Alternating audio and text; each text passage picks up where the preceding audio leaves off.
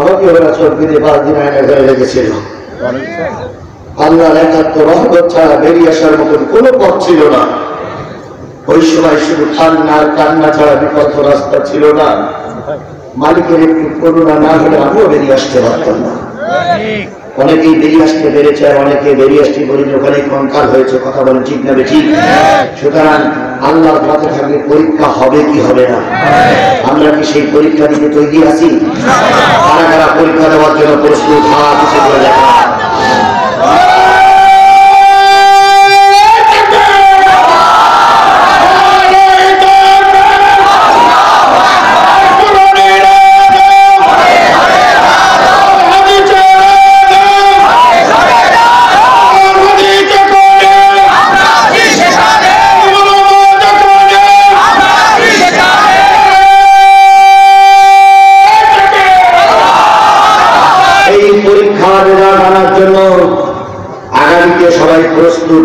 প্রস্তুতি নিতে হবে। কথা বলেন ঠিক না ঠিক?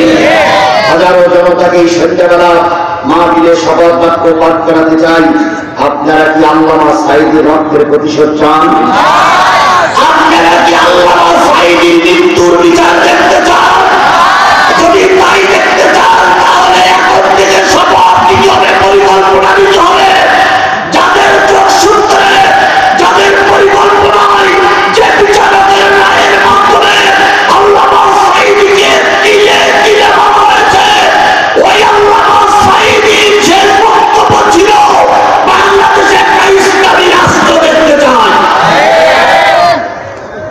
আমরা যদি সবাই মিলে সেই রাষ্ট্রটা সাঈদীর জন্য উপহার দিতে পারি, সাঈদীর আত্মা নিশ্চয়ই কবরে বসে শান্তি পাবে। আমরা আগামীতে সেই সাঈদীর স্বপ্ন বাস্তবায়ন করার জন্যই সকলে মিলে কাজ করব ইনশাআল্লাহ।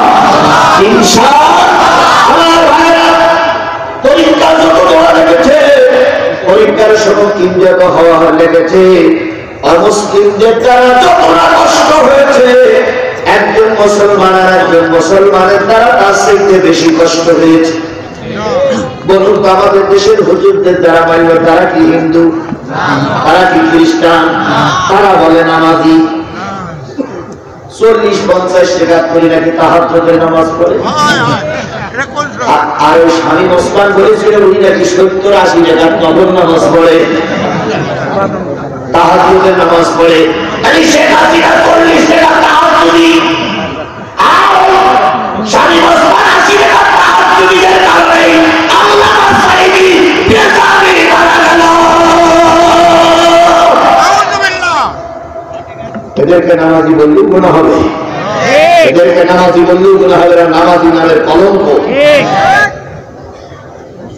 ঠিক ছোট্ট একটা কথা বলে শেষ করি, সেটা হলো আমরা যারা এখানে উপস্থিত প্রায় সবাই নারীর নিচে হাত বান্ধা বাটি আছে না?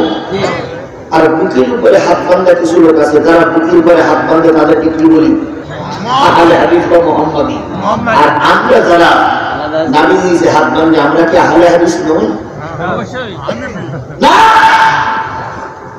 ওনারা যদি শুধু আহলে হাদিস হয় তাহলে আমরা আহলে হাদিসের আহলে কোরআন। আমরাও আহলে হাদিসের লোক। আমরা কি হাদিস বাদ দিয়ে বাইরে যাই? না। আহলে হাদিস মানে কি? হাদিসের অনুসারী। তাহলে আমরা কি হাদিস অনুসরণ করি না? ওদিকে আমি যাবো না, বিতর্কে যাবো না, কারণ আহলে হাদিসের বহু ভাই জামাতের বড় বড় নেতা। এটা আহলে হাদিস আমার ভাই, চরমনাই আমার ভাই, হেফাজত আমার ভাই, কৌমি আমার ভাই, সকলে আমার ভাই। আমরা শুধু একটাই একজোট হয়ে কিসের আইন চালু করতে চাই? আল্লাহর আইন, কোরআনের আইন চালু করতে চাই। যাই হোক, আমরা যারা নারীর নিচে হাত বান্ধি, যার অনুসরণ করি, তিনি হচ্ছেন ইমামে আজম আবু হানিফা রাহমাতুল্লাহ আলাইহি। ওনার নাম কিন্তু আবু হানিফা না, ওনার নাম হলো নোমান বিন সাবিত। ইনি যখন কোরআনের দাওয়াত দেওয়া শুরু করলেন, যে দেশে কোরআনের দাওয়াত দিয়েছিলেন সেই দেশটার নাম ছিল প্রথম রাশিয়া, পরে রাশিয়া ভেঙে বোখারা হয়। এরপরে কেউ কেউ বলেছেন ইরাকের একটা অংশে তিনি ধর্মের কাজ শুরু করলেন। যখন ধর্মের কাজ শুরু করলেন, ওই সময় ইরাকের গভর্নর ছিল, ওই সময় ইরাকের খলিফা ছিল, নাম তার মনসুর। কি নাম বলুন তো? মনসুর মুসলমান না কাফের? মুসলমান। ইমাম আবু হানিফা রাহমাতুল্লাহ আলাইহি নির্ভেজাল মুসলমান, কথা বলেন ঠিক না ঠিক? এবার মনসুরের সাথে ফতোয়ায় বেঁধে গেল পরপর। মনসুর ডেকে বলল, হুজুর আমার বর্ষটা স্বীকার করেন, আমি এই দেশের আপনার প্রধান বিচারপতি বানায় দেব।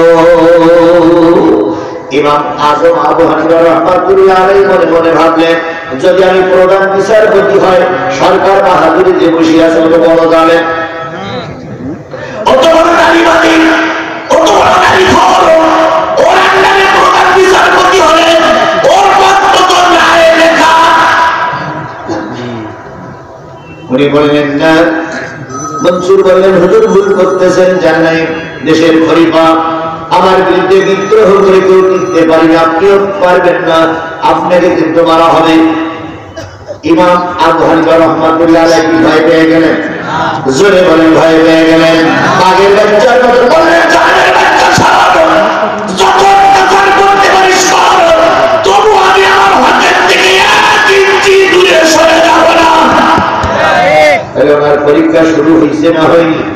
মুসলমানদের দ্বারা মুসলমানদের পরীক্ষা শেষ দিকে যাচ্ছি। শেষ পর্যন্ত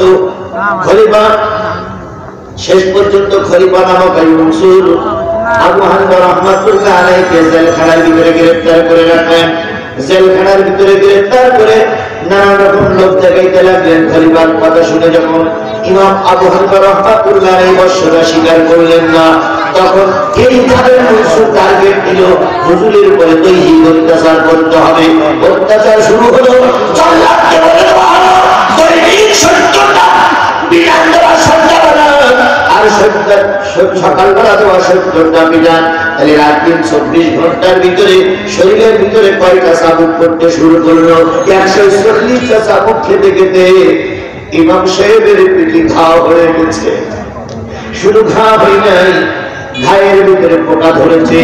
ওই অবস্থায় ইমাম হুজুর আবু হানিফা রাহমাতুল্লাহ আলাইহি ভূত হয়ে শুয়ে থাকে। কাজ হয়ে শুতে পারেন না, বাড়ি শুতে পারেন না, চিত হয়ে শুতে পারেন না, ভূত হয়ে শুয়ে থাকে।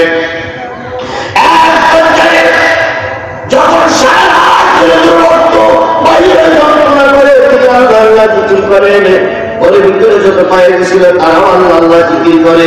এক পর্যায়ে সংবাদ গেল, হুজুর এইভাবে যদি চলতে থাকে জেলখানায় জিকিরের মহড়া চলতেছে, আপনি আসুন। এবার মনসুর নিজেই যাবে। গোটা দেশে সংবাদ প্রচার হয়ে গেল। হুজুরের সঙ্গে বোঝাপড়া করার জন্য খলিফা মনসুর নিজেই যাবে। এই খলিফা মনসুর জেলখানায় যাবে, এই সংবাদ তার পরিবার ইমাম আজম আবু হানিফার মায়ের কানে পৌঁছে গেল। মা চিন্তা করলো, ছেলে হয়তো আজকে খলিফার কাছে মাথা নত করবে। বুড়ি মা, 90 বছরের বুড়ি, হাতে 2 কানে লাঠি নিয়ে জেলখানার জানালার কাছে এসে দাঁড়িয়ে আছে। কখন খলিফা মনসুর ভিতরে ঢুকবে আর আমার সন্তানের পরে কত অত্যাচার করে আমি নিজের চোখে দেখবো। হঠাৎ করে খলিফা মনসুর তার বলবৎ নিয়ে ভিতরে ঢুকলেন। ইমাম সাহেবকে দেখে ইমাম সাহেবের পিঠের দাগগুলো দেখলেন। এরপর রক্তের জায়গায় একটু হাত তুলে দিয়ে বললেন, হুজুর আপনি আমার সমাজের বড় মাতা, আপনার সাথে বড় আর কেউ নেই হুজুর হিসাবে, সুতরাং আপনি আমার বর্ষটা যদি একটু স্বীকার করতেন, আমার কথাটা যদি মেনে চলতেন, আমি দেশের প্রধান বিচারপতি বানায়া দিতাম। এমন অবস্থায় পিছন দিক থেকে জান্নাত থেকে পা ডেকে বলতেছে, ওই বাবা আবু হানিফা শোন, আমি তোর বুড়ি মা জানালায় দাঁড়িয়ে আছি।